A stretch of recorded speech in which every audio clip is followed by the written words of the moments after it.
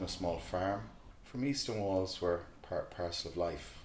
I do a little bit of showing people the skills of dry stone walling, and I've done that with Bernie Doherty and different organisations here in the West.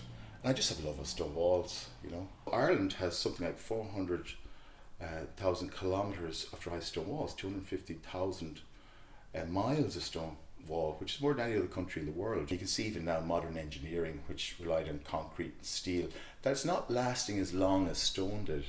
If you look at the work the Romans did, or even in this country. Ireland's dry stone walls do last. In fact, they can last for thousands of years, and sometimes they can contain relics that are just as old, if not older. Galway's community archaeologist Bernie Doherty shows us one of her recent finds. We're at a rural graveyard here in Galway. Like within our landscape here, we have evidence of people from Mesolithic times. When you look at a dry stone wall, you'll be looking at are there any cut stones there? Are there any reused stone there? We'd have a closer look. And now this is a possible face here to the front. You can kind of see the V shape here. You can see this would be the chin and possibly the eyes here. Now this may or may not have been part of, could be part of a doorway or a window. But Bernie won't be telling you where exactly this stone is. And for good reason.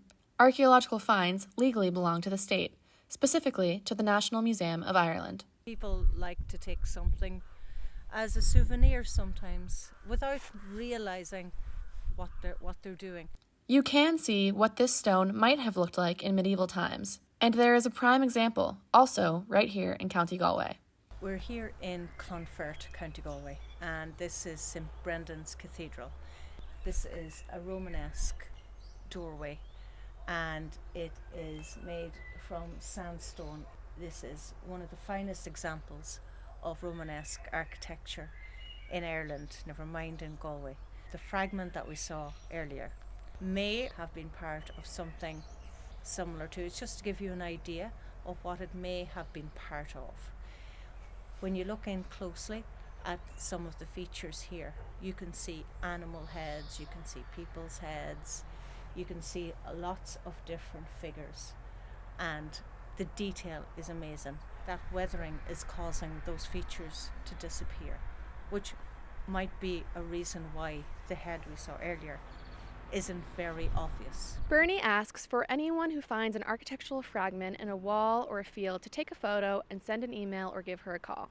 Stray archaeological finds will be catalogued by the National Museum of Ireland so that they can let the public know about their own heritage. We need to care for our archaeological finds so that they can be preserved and put somewhere safe so that they can be looked at in the future.